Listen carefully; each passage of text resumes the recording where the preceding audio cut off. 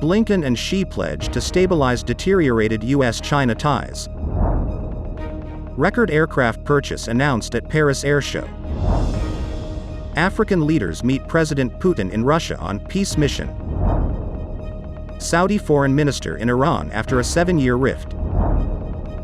India heatwave leaves nearly 100 dead. Ukraine targets seeks $40 billion for Green Marshall Plan. Japan made semiconductors skirt sanctions to enter Russia.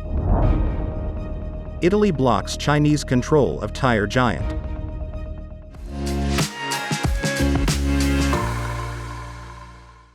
Hello, I'm Johnny. Thank you for joining us on Funday News. It's Tuesday, June 20th, and here are your top stories. U.S. Secretary of State Antony Blinken met on Monday with Chinese President Xi Jinping and said they agreed to stabilize badly deteriorated U.S.-China ties.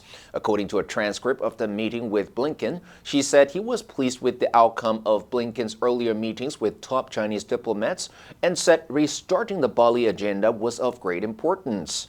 She said the two sides have also made progress and reached agreement on some specific issues. This is very good. The meeting was expected but not announced until an hour before it started. In his remarks to Xi during the 35-minute session at the Great Hall of the People, Blinken said, "The United States and China have an obligation and responsibility to manage our relationship. The United States is committed to doing that. It's in the interest of the United States, in the interests of China, and in the interest of the world." Blinken described his earlier discussions with senior Chinese officials as candid and constructive. Indian carrier Indigo has made a record order for 500 Airbus A320 aircraft, the largest single purchase agreement by any airline in commercial aviation history. The deal, announced on the first day of the Paris Air Show, is worth roughly $55 billion before any bulk order discounts. Indigo says the new deliveries will help the budget carrier lower its operating costs and improve fuel efficiency. Indigo now has booked a total of 1,330 aircraft with Airbus. India is a burgeoning aviation market, with some analysts saying it is on track to replace China as the aerospace industry's next growth frontier. The country is expected to be the fastest-growing G20 economy over the next few years and has seen a significant increase in the number of first-time flyers since the pandemic. Under 5% of the country's 1.4 billion people are estimated to have ever taken a flight, but air traffic in India has been growing hugely as disposable incomes rise. Vladimir Putin has met with a group of African leaders who flew to Russia on a self-styled peace mission a day after they visited Ukraine. The 7 African leaders, the presidents of Comoros, Senegal, South Africa, and Zambia, as well as Egypt's prime minister and top envoys from the Republic of Congo and Uganda, say they're trying to help end the nearly 16-month-old war. They met with President Putin last Saturday in St. Petersburg after flying in from Kyiv. The mission to Ukraine and Russia, the first of its kind by African leaders, comes in the wake of other peace initiatives and carries particular importance for Africa, which relies on food and fertilizer deliveries from Russia and Ukraine. The war has impeded exports from one of the world's most important breadbaskets. The delegation, including Presidents Macky Sall of Senegal and Hakainde Hichilema of Zambia, represent a cross-section of African views on the war. Iranian state media reported that Saudi Arabia's foreign minister arrived in Iran's capital last Saturday, the latest step in the restoration of diplomatic ties between the two Mideast rivals. Iran TV said Saudi's Prince Faisal bin Farhan was officially welcomed by his Iranian counterpart, Hussein Abdulmadallahian. He carried a message from the Saudi king to Iranian President Ebrahim Raisi, and the two were due to meet later Saturday. Later, Prince Faisal said Crown Prince Mohammed bin Salman and King Salman officially invited Raisi to visit Saudi Arabia. In March, Iran and Saudi Arabia agreed to re-establish diplomatic relations and reopen embassies after 7 years of tensions. The move sent shockwaves through the Middle East, especially Israel, Iran's arch-enemy. Prince Faisal officially inaugurated the kingdom's embassy in Tehran later Saturday. Iran TV said until the mission was completed, employees were working from a Tehran hotel. Both nations have reopened their diplomatic missions in recent weeks.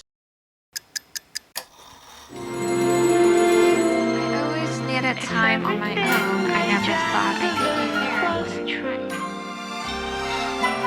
Take your blessings with your heartaches too. It's so easy and so wonderful to know it's you. 学习，一切从今天开始。Funday 英语。At least 96 people have died in two of India's most populous states over the past several days, with swaths of the country reeling from a sweltering heat wave. The deaths happened in the northern state of Uttar Pradesh and eastern Bihar, where authorities warned residents aged over 60 and others suffering various maladies to stay indoors during the daytime. Authorities found out most of those who died were over 60 and had pre-existing health conditions, which may have been exacerbated by the intense heat. A searing heat wave swept across India's northeast over the weekend. Due to the gravity of the situation, authorities cancelled leave applications of medical personnel in Balia and provided additional hospital beds in the emergency ward to accommodate the influx of patients.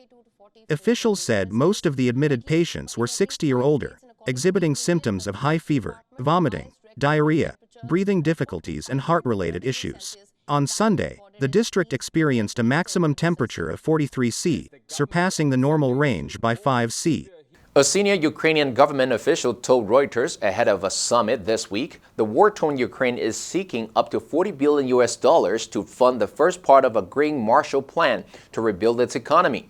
Politicians and financiers will discuss the country's short-term funding issues as well as look at long-term reconstruction efforts at the two-day meeting, starting in London on Wednesday and co-hosted by Ukraine and Britain. The World Bank estimates Ukraine's reconstruction will cost $411 billion. Back in the summer, the government launched the Register of Damaged and Destroyed Property. A deputy head of President Volodymyr Zelensky's office, Rostislav Sherma, said the first focus would be the iron and steel industry in its figure of $40 billion for an initial phase of reconstruction. The sector contributed around 10% of Ukrainian GDP in 2021, a third of export revenues, and employed around 600,000 people. It also accounted for 15% of the country's carbon emissions, and Sherma said there was now an opportunity to build an industry driven by renewable energy. According to an investigation by Nikkei, semiconductors made by Japanese manufacturers are still entering Russia after its invasion of Ukraine. The majority of transactions go through third countries, such as China, meaning Japanese laws that regulate direct exports cannot stop the flow of chips. Additional measures are needed to stop the indirect flow of goods and make sanctions more effective. Japan cannot regulate chip trade effectively through other countries. The Japanese absolutely dominated 3 generations in the 1980s. Nikkei obtained Russian customs data from the Indian research company Export Genius and examined import records from February 24, 2022, to March 31, 2023. An analysis of transactions worth $50,000 or more showed that there were at least 89 transactions of semiconductors that involved Japanese manufacturers. The transactions included at least 2 million units and were worth a total of about $11 million. China, including Hong Kong, accounted for over 70% of shipments, followed by South Korea and Turkey. Italy has moved to block a Chinese state-owned company from taking control of tire-making giant Pirelli on Sunday. Pirelli said in a statement to investors that the Italian government had ruled that only Kenfin, a company controlled by Pirelli's boss Marco Tronchetti Pereira, could nominate candidates to be its chief executive. Pirelli also said the government had decided that any changes to the company's corporate governance should be subject to official scrutiny. The Italian tire maker released its full results as ChemChina. Beijing-controlled chemical giant Sinochem is Pirelli's biggest shareholder, with a 37% stake in the 151-year-old Milan-based firm. Sinochem told the Italian government in March that it planned to renew and update an existing shareholder pact. Italian Prime Minister Giorgia Meloni's administration examined the agreement under the so-called Golden Power Procedure rules, which are aimed at protecting businesses that are viewed as strategically important to the nation. Now let's take a look at the vocabulary of the news of India heat wave leaving almost 100 dead. Number 1, swath, 一长条一长片等于 swathe. The mountains rose above a swathe of thick cloud. Number 2, reel, 感到震惊，感觉心烦意乱。I was still reeling from the shock. Number 3, malady, 严重问题，疾病。Violent crime is only one of the maladies afflicting modern society. And that's all for today's Funday News. Be sure to tune into Funday News from Monday to Friday and click the link below to join Funday for free. I'm Johnny Wu, your host. I'll see you next time.